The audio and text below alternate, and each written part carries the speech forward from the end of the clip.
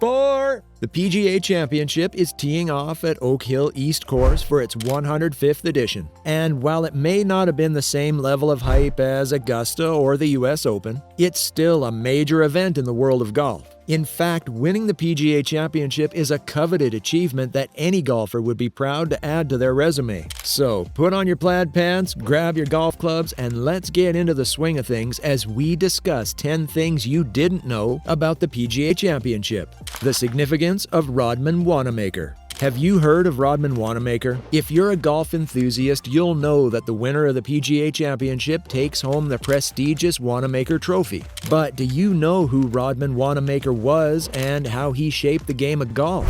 Well, here's a hint. He's not a superhero, but he's close. Well, Rodman Wanamaker was more than just a businessman. He was a visionary who saw the potential of golf as a spectator sport and sought to elevate it to new heights. In 1916, he organized a meeting of prominent golfers and industry leaders at the Talor Club in New York City. The purpose of the meeting was to discuss the formation of a Professional Golfers Association in the United States. And so, the Professional Golfers Association of America, the PGA, was born, thanks to the efforts of Wanamaker and his fellow enthusiasts. This organization has since become the premier professional golfing association in the world, and its impact on the game cannot be overstated. Basically, he's the reason why golfers can afford to have their own private jets and yachts today. But let's be honest, the Wanamaker Trophy is what really catches our attention. At 27 pounds, it's a symbol of victory and a serious arm workout for whoever lifts it. You could probably skip arm day at the gym if you win this trophy. So next time you're watching the PGA Championship, remember the man who made it all possible, Rodman Wanamaker.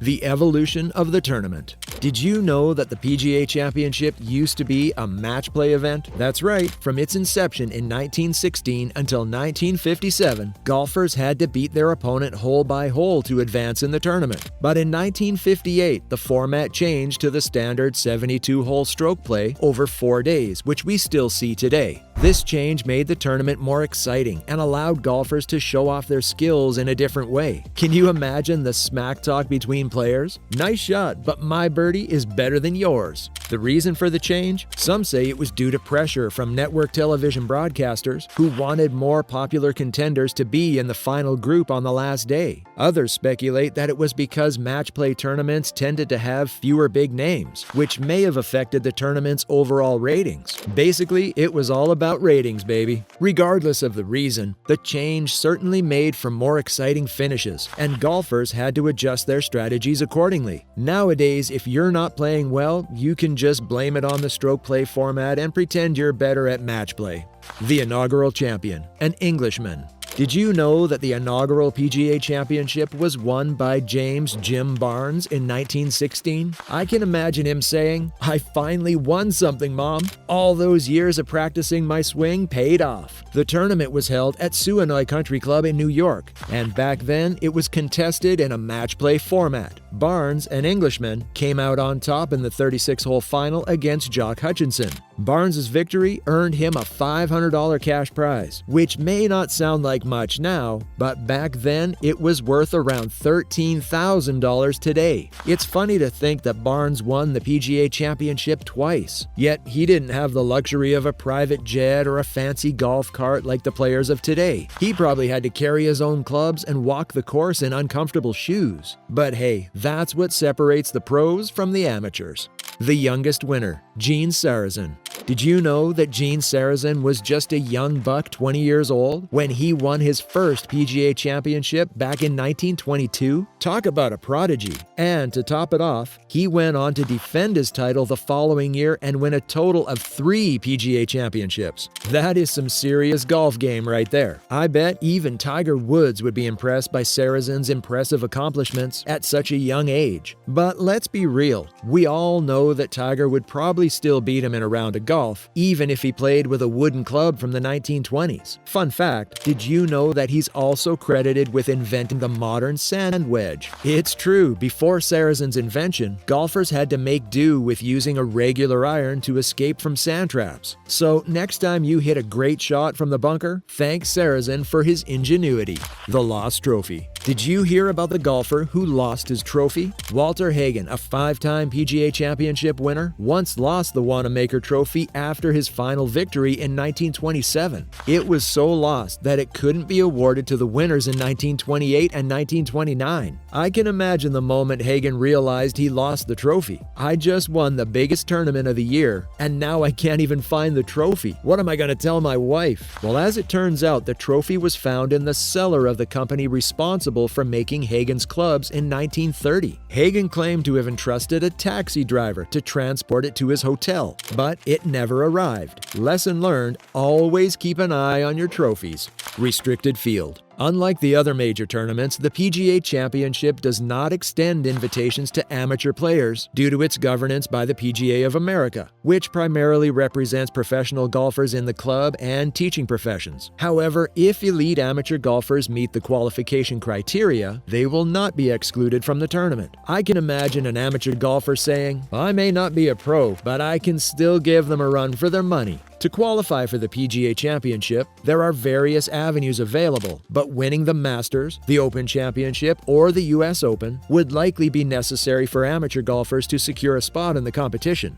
The lowest scoring record. In 2018, Brooks Koepka achieved the lowest 72-hole score in the history of the PGA Championship. He made it look so easy that I bet he was thinking, "Tiger who?" But let's be real, Tiger Woods is still a legend in the game, and he could probably beat most golfers even if he played with a rusty spoon. It's amazing how some golfers can make it look so effortless, like they're just taking a casual stroll through the course, while the rest of us struggle to hit the ball more than a few yards. Take Jason Day, for example, who scored an impressive 20 under par at the PGA Championship in 2015. I can barely manage to stay under par on a mini golf course.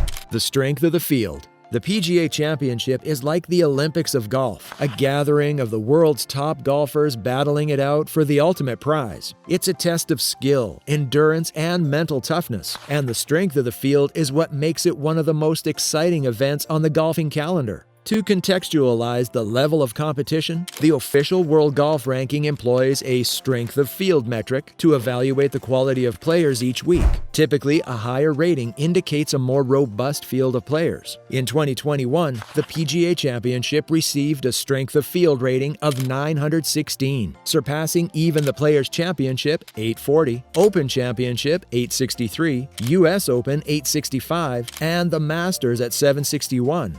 The change in schedule. The tournament has come a long way since its early days when it was held in the fall and had a schedule as unpredictable as the weather. Nowadays, the PGA Championship has a fixed spot on the calendar, right before Memorial Day in May, and is considered the second major of the season. It's like the Masters' little brother trying to prove that it's just as cool and important.